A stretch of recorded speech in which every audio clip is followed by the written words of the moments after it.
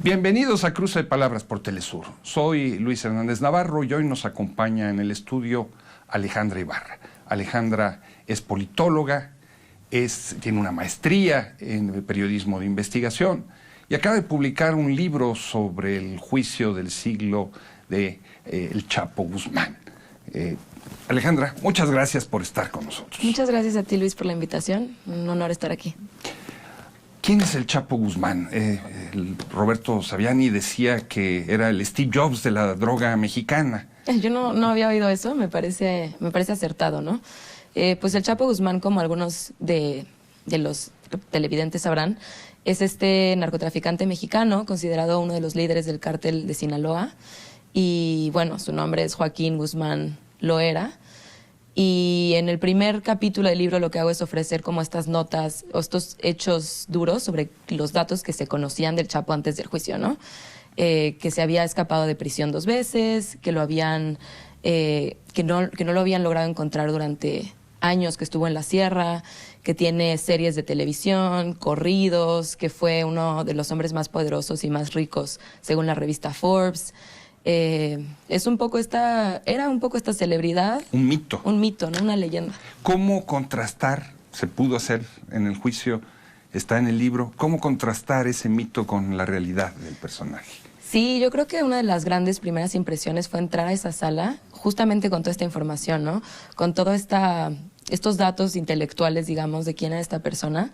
Y el primer día llegar ahí, sentarnos en la sala, que le abran la puerta, que entre. Él se pone a buscar a su esposa, se sienta y lo primero que dicen es, tiene una afección en los oídos, necesita una intérprete, como que tenía un problema para ajustarse a la luz que entraba por la ventana. Y nos empieza a voltear a ver a todos y se convierte en un ser humano de carne y hueso, ¿no? O sea, ese carnicero, ese monstruo, ese hombre poderoso que tenía la capacidad para decidir sobre vidas, sobre fortunas, de repente estaba ahí empequeñecido. Sí, estaba ahí, era un hombre que se veía muy vulnerable, que su vida se iba a decidir por 12 personas completamente desconocidas, incluso con un bagaje cultural distinto al del que él proviene, ¿no?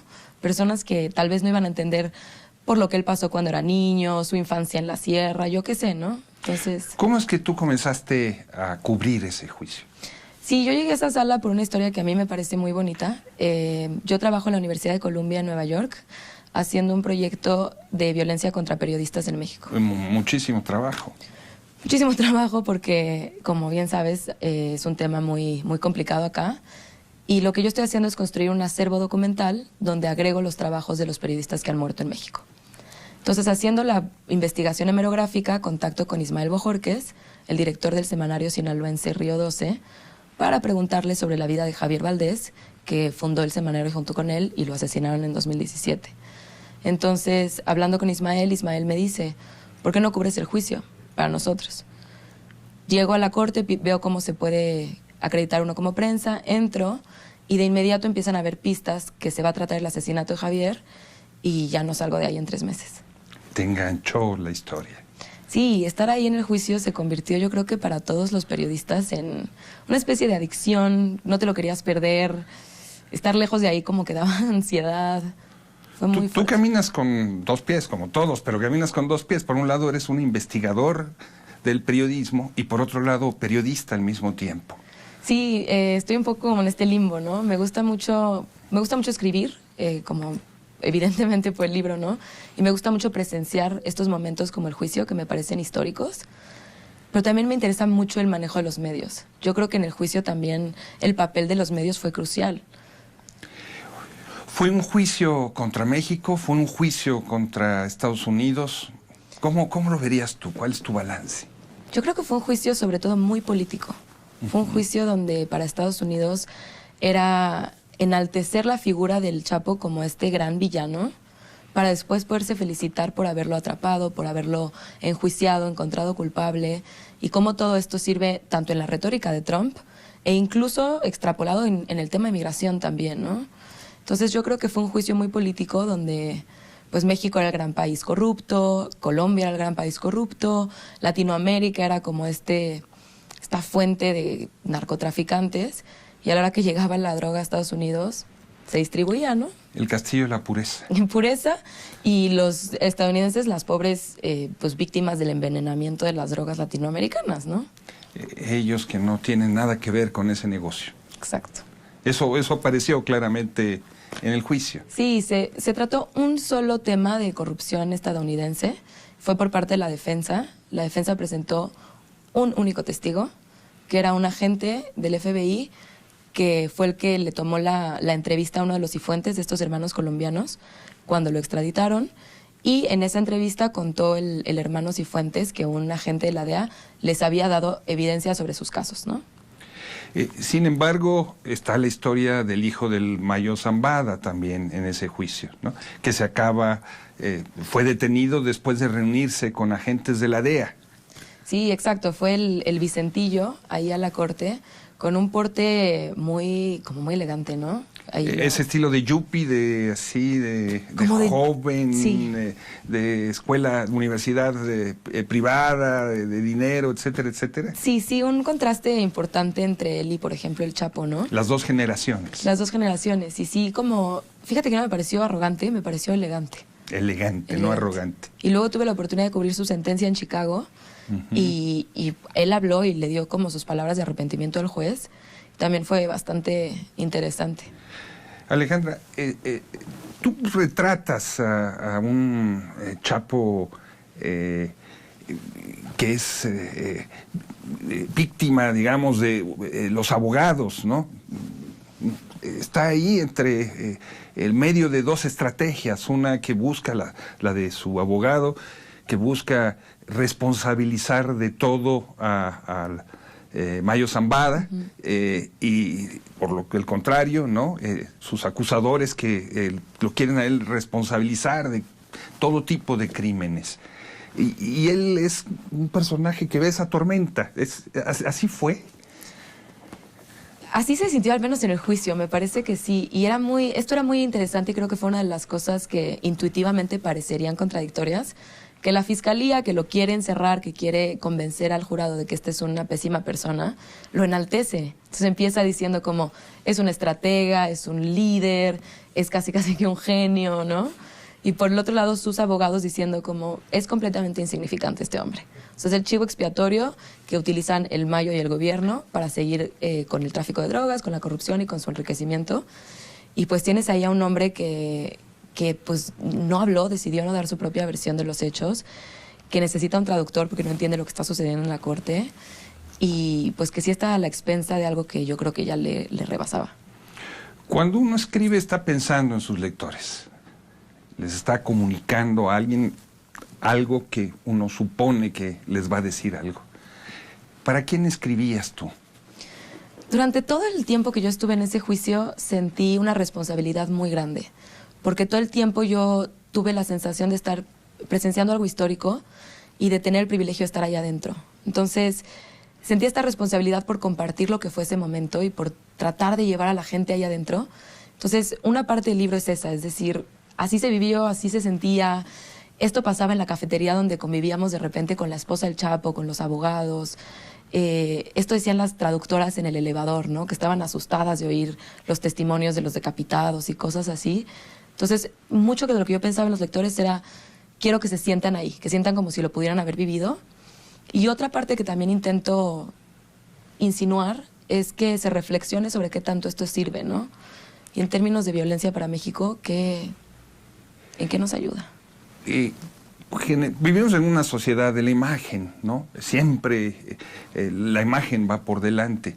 Sin embargo, estos juicios son juicios prácticamente sin imágenes. Lo que nos llega son las caricaturas, los cartones que hacen los dibujantes. Sí. ¿Esos cartones corresponden a lo que tú viste? Los cartones era otro tema bien interesante ahí en la corte, ¿no? Porque además entre las dibujantes había como que se peleaban por los lugares hasta adelante, había también como una especie de competencia, ¿no? Entonces esa parte también era curiosa en sí misma. Y yo tenía mis favoritas, a mis dibujantes favoritas, ¿no? Que me gustaban más. Había una que lo hacía con acuarela, había mi favorita, Jane Rosenberg, que lo hacía de manera como muy cercana. Había otra que lo hacía con colores, se daba libertades artísticas, con colores como muy estridentes. Y yo creo que era una muy buena manera de retratar lo que estábamos viendo, pero pues se queda corto, ¿no? O sea, como que no te da la... Y entonces vienen tus cartones, y vienen tus dibujos y tus retratos que están en el libro. Sí, sí, es tratar de añadir a esa imagen y esa percepción visual de los retratos con los retratos tal vez un poco más emocionales o verbales de lo que yo veía. Porque tu libro está lleno de imágenes, ¿no? No es solamente una narrativa de las acusaciones o de lo que estaba en disputa, está llena de imágenes todo el tiempo. Sí, es que todo el tiempo yo sentía que estaba casi que en una puesta en escena. Todo era tan gráfico y todo era tan emocionante de cierta manera, como Jorge Cifuentes se peleaba como con el abogado, ¿no? Para tratar de tener la razón, lo corregía, cómo se veían las características de cada uno, ¿no? O sea, este tipo súper obsesivo, una Lucero muy vulnerable, y estos contrastes eran pues, muy impresionantes. Una Emma Coronel, esposa del Chapo, que era el objeto de la mirada permanente de su marido. Exacto. Sí, una persona que tenía que ser súper cuidadosa con cada movimiento, ¿no?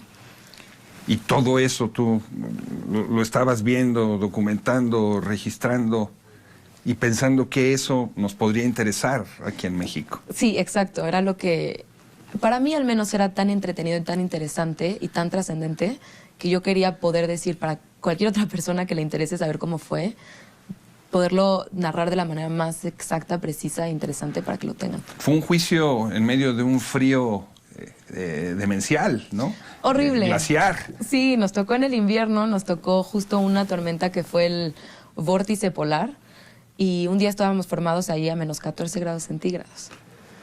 Que... O sea, solo el calor de la pasión era lo que quitaba esos témpanos. Tal cual, y el compañerismo, se hizo una comunidad entre los reporteros que lo cubrimos muy bonita y muy cercana, y estar ahí todos acompañándonos, más o menos como sufriendo un poco por lo mismo, era parte de... ¿Te parece si vamos a una pequeña pausa? Claro que sí. Amigos, amigas, no se despeguen de su pantalla. Volvemos en muy breves instantes.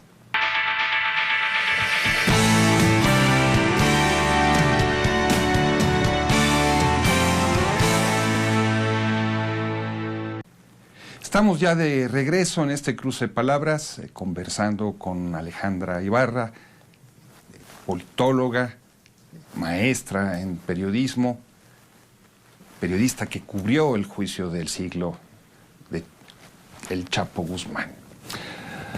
Alejandra, el 15 de mayo del 2017 fue asesinado Javier Valdés, fundador de Río 12, corresponsal de La Jornada, autor de varios libros sobre los vínculos entre el narco, el periodismo, la sociedad, etcétera, etcétera, ¿no? Un gran escritor.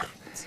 Y fue ejecutado en el marco de una serie de conflictos entre el cártel de Sinaloa, ¿no? Conflictos que se expresaron con toda claridad, como tú cuentas en el juicio. ¿Qué se dijo sobre el asesinato de Javier allí? Sí, fue un tema que, como te decía, se iban como soltando pistas de que se iba a tratar. Y de hecho, cuando llegó Dámaso López Núñez, como el siguiente testigo... ¿Quién es Dámaso? ¿Por qué Dámaso, no nos platicas? Sí. Dámaso López Núñez fue la mano derecha del Chapo Guzmán durante mucho tiempo. Se conocieron, de hecho, cuando el Chapo estaba preso en el penal de Puente Grande, en Jalisco. Y Dámaso trabajaba como seguridad del penal. Entonces ahí se conocieron. Dámaso sale del penal porque hacen una auditoría, entonces él sale. Y desde ahí, una vez que están fuera y que el Chapo se escapa, en 2001, vuelven a entablar la comunicación y se pone a trabajar para él. Y trabaja con él muy de cerca durante mucho tiempo, ¿no? Entonces, después lo arrestan, lo mandan a Estados Unidos y ahí es cuando llega al juicio. Y de hecho su testimonio fue algo que a mí me pareció muy impactante desde un inicio, porque era el único testigo que ya había sido condenado a cadena perpetua que estaba testificando ahí como colaborador de la fiscalía. Porque los demás testigos estaban colaborando esperando que les dieran una sentencia reducida. Él ya estaba condenado a cadena perpetua y fue. Entonces entró Dámaso López Núñez a este juicio y ese día, hablando con el abogado de la defensa, Eduardo Valareso, me comentó que iban a tocar el tema del asesinato de Javier. Entonces estaba lista yo para cubrirlo, especialmente para Río 12. Yo sentía una responsabilidad muy grande. Y Y pues ahí estaba, Eduardo Valareso empieza a preparar el terreno, digamos, le empieza a preguntar, ¿alguna vez has asesinado? Dámaso López Núñez, que le dicen el licenciado, dice que no, pero que sí ha ordenado asesinar.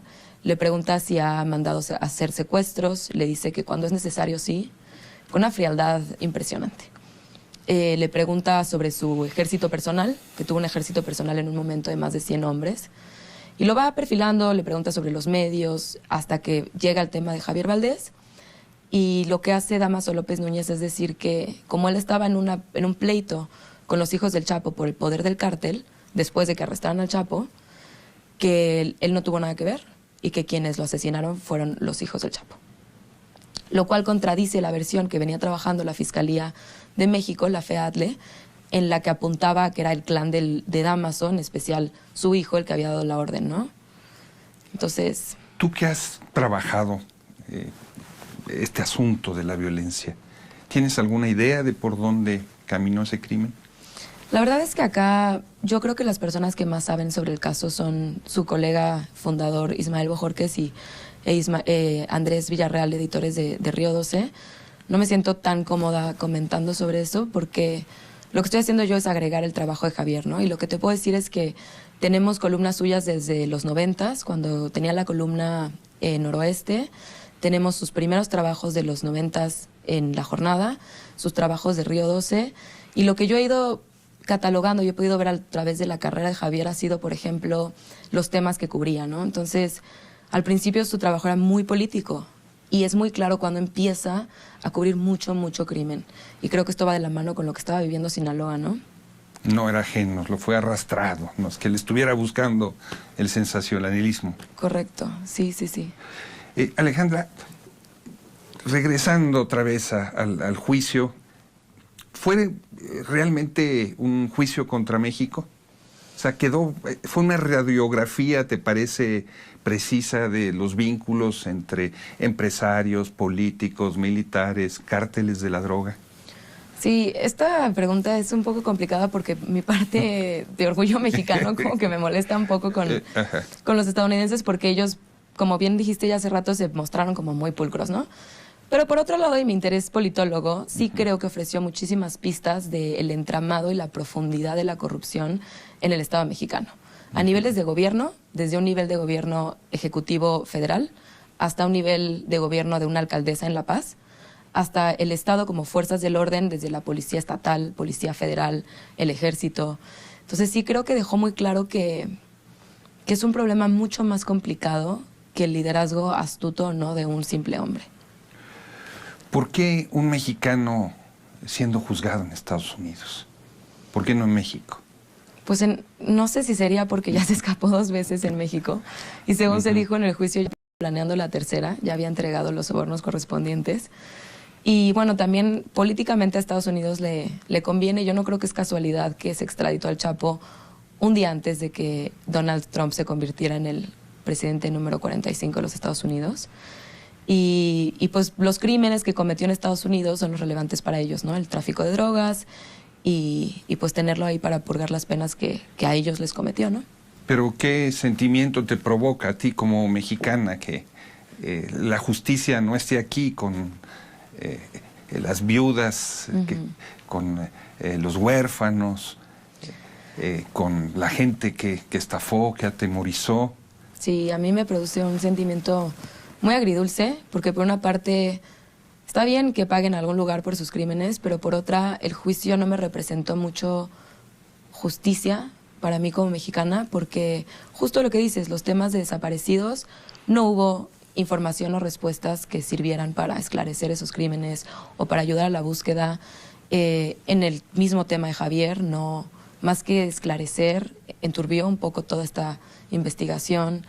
En temas de violaciones a derechos humanos, de todo lo que realmente nos está quejando como país, impunidad, no se ofrecieron esas respuestas, creo yo.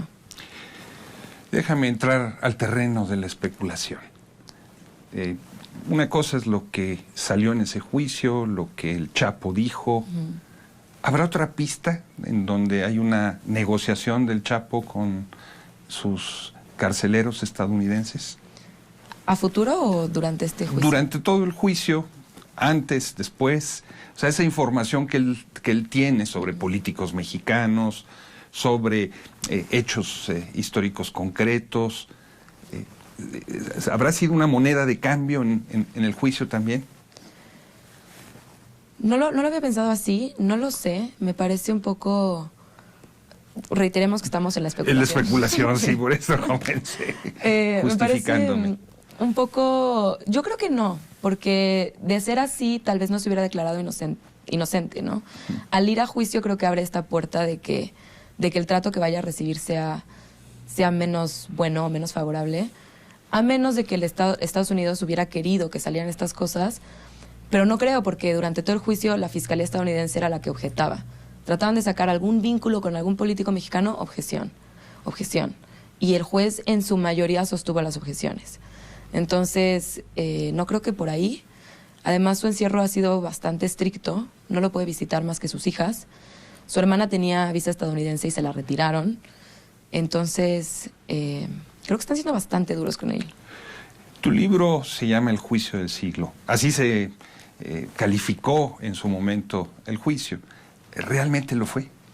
Yo creo que sí. Sé que estamos empezando el siglo. No, está bien. No, ya. Ya va entrado. Ya van 19 años, ya casi es la quinta parte. Sí, ¿no? sí. Yo creo que sí es el juicio del siglo por el tamaño del Chapo, porque alguien, sobre todo en esta parte del crimen organizado, del tráfico de las drogas y en la relación bilateral México-Estados Unidos, alguien de su nivel no había llegado a una corte federal como lo fue el juicio del Chapo. Y por otra parte, en mi parte de interés del análisis de medios, creo que este momento de nuestra historia donde las redes sociales están presentes todo el tiempo, donde las noticias son en un ciclo de 24 horas al día, los 7 días de la semana, donde todo esto nutre a que sea un tema tan conversado, hace que se convierta en un factor que lo vuelve el juicio del siglo. Informativamente vivimos en el escándalo. Sí. Vamos de un escándalo a otro, de una noticia dramática a otra. Los hechos, por más graves que sean, tienen fecha de caducidad. ¿Tú dirías que ese juicio ya llegó su obsolescencia o sigue vivo, digamos? Qué impresionante eso, ¿no? Estoy totalmente de acuerdo contigo y como periodista es algo que me cuesta mucho trabajo porque todo el tiempo es, ¿y qué sigue? En vez de hacer una ponderación tal vez más medida u objetiva de qué importa. Pero en ese sentido yo creo que el juicio mediáticamente sí ya llegó a su fin. Falta la sentencia nada más, que se espera que sea el 17 de julio, si no hay cambio de agenda. Pero creo que sí, creo que ya vimos el ascenso, digamos, de la figura del Chapo y su caída con este juicio. Tu libro, sin embargo, es un llamado a no olvidar, es un recordatorio de que hay cosas terribles que han pasado en nuestro país que no se deben dejar de lado. ¿Sientes que eso se ha sedimentado en el sentido común, en la opinión pública?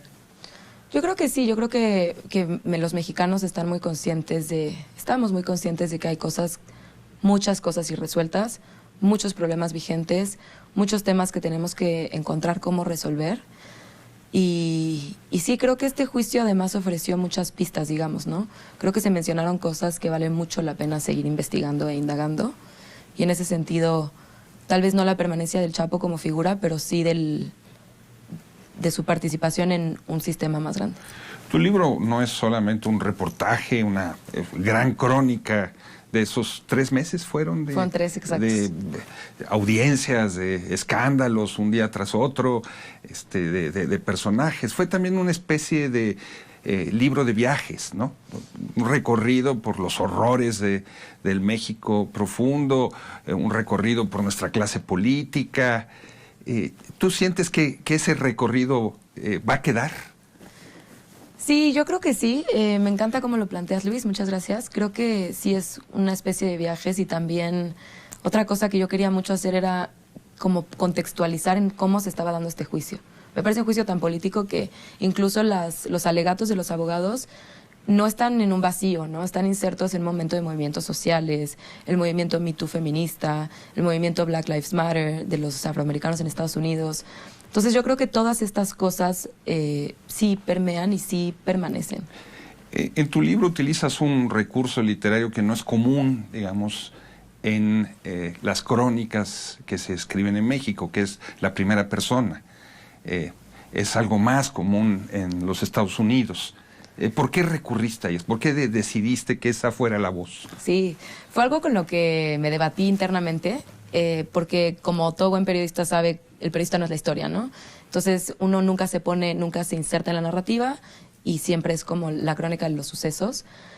Yo creo que parte de mi impresión y de estar tan interesada en estar yo ahí, de cómo yo lo iba viviendo, y también parte de mis conversaciones con mi editor en Random House, cuando veían yo hacía unas columnas en Facebook Live, y en esas columnas decía, acabamos de ver esto como de una manera muy franca. Y fue en parte lo que les gustó mucho, y lo dice Ismael en su prólogo, como esta visión muy fresca de que todo me parecía muy impresionante, y no quise o no supe cómo dejar eso de lado, ¿no? En un minuto, porque ya el tiempo nos alcanzó. ¿Cómo dormir después de escuchar todos esos horrores en el juicio? Fue difícil. Yo creí que me invadió un sentimiento un poco de culpa al principio, porque entiendo perfectamente bien mi posición privilegiada de haber llegado ahí como estudiosa y como periodista. Yo no he presenciado esos crímenes y evidentemente no los he sufrido, pero tenía pesadillas. O sea, tenía pesadillas, me despertaba en la noche y sí tenía una sensación muy fuerte. Y hablándolo mucho con colegas que lo cubrieron, platicándolo, trabajándolo, pues lo vas distanciando. Alejandra, muchas gracias por estar con nosotros en este Cruce de Palabras. Muchas gracias a ti, Luis. Y ustedes, amigas, amigos, muchas gracias por su amable compañía el día de hoy. Ya saben, los esperamos la semana que viene aquí por Telesur.